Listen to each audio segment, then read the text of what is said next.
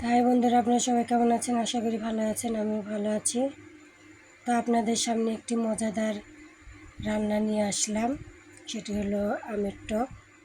তো দেখুন, অসাধারণ খেতে, কালারটি কত সুন্দর। তো চলুন দেখা যাক এই মজাদার রান্না আমের টক। তো বন্ধুরা, আজকে আমি আমের টক রান্না করব। তাই ছোটো ছোটো আমি আম নিয়েছি। তো আম আমি এই যে কেটেছি, কেটে এগুলো জলের মধ্যে রাখতে হবে, না রাখলে আমগুলো কালো কালো হয়ে যাবে কষে।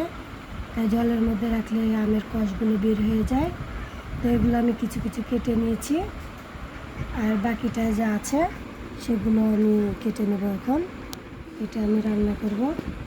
তো বন্ধুরা, কড়াই পরিষ্কার করে ধুয়ে আমি চুলায় বসিয়ে দিয়েছি। কড়াই গরম হয়ে গেছে। এখন আমি পরিমাণ মতো সয়াবিন তেল দিয়ে দেবো।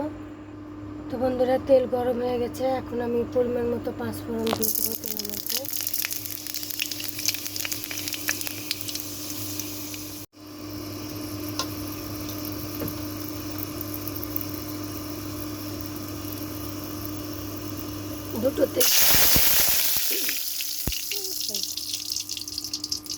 এখন আমি তেজপাতা দুটো দিয়ে দেবো।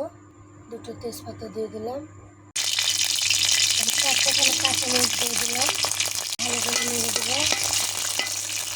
মরিচগুলো হালকা লাল করে ভেজে নেবো।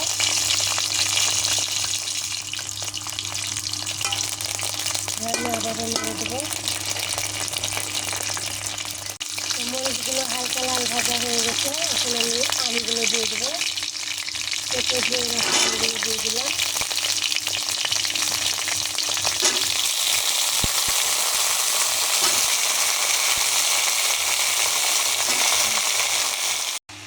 আমি পরিমাণ মতো অল্প একটু লবণ দিয়ে দিলাম। পরিমাণ মতো মরিচের গুঁড়া দিয়ে দিলাম। আমি পরিমাণ মতো হলুদ দিয়ে দিলাম। এখন আমি ভালো করে নেড়ে দেবো। তবে হালকা আমি একটু জাল দিয়ে নেব। আমি আবারও ভালো করে নেড়ে দিলাম। এখন আমি পরিমাণ মতো জল দিয়ে দেবো।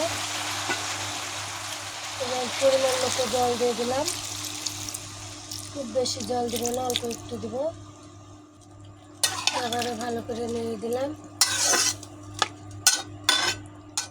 এবার আমি ঢাকনা দিয়ে ঢেকে দেবো। আমি আবারও ভালো করে নেড়ে দিলাম। জল অনেকটা শুকিয়ে গেছে। এখন আমি হালকা হালকা করে আমগুলো ভেঙে ভেঙে দেবো। জলও শুকিয়ে গেছে, অল্প একটু জল আছে, আর আমগুলো সিদ্ধ হয়ে গেছে। এখন আমি এভাবে করে করে চুলে দিয়ে ভেঙে ভেঙে দেবো।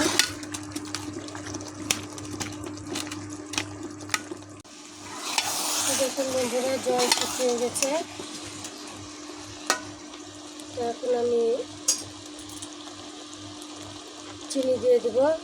আপনারা যে যেমন মিষ্টি খাবেন সেভাবে চিনি দিয়ে দেবেন।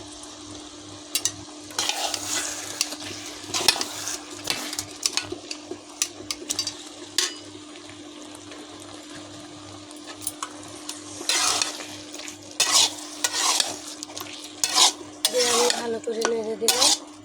তো দেখুন বন্ধুরা, চিনি দেওয়ার পরে আবার জল বের হয়। সেই জলটাকে আবার নেড়ে নেড়ে শুকিয়ে নিতে হবে। তো বন্ধুরা দেখুন, টক রান্না আমার ঘন হয়ে গেছে। দেখুন কত সুন্দর কালারটি, কত সুন্দর হয়েছে। তো টক রান্না করা হয়ে গেছে। এখন আমের টক আমি নামিয়ে নেব। তো এরকম মজাদার রান্না পেতে চ্যানেলটি সাবস্ক্রাইব করুন, পাশে থাকা বেল আইকনটি ক্লিক করে দেবেন।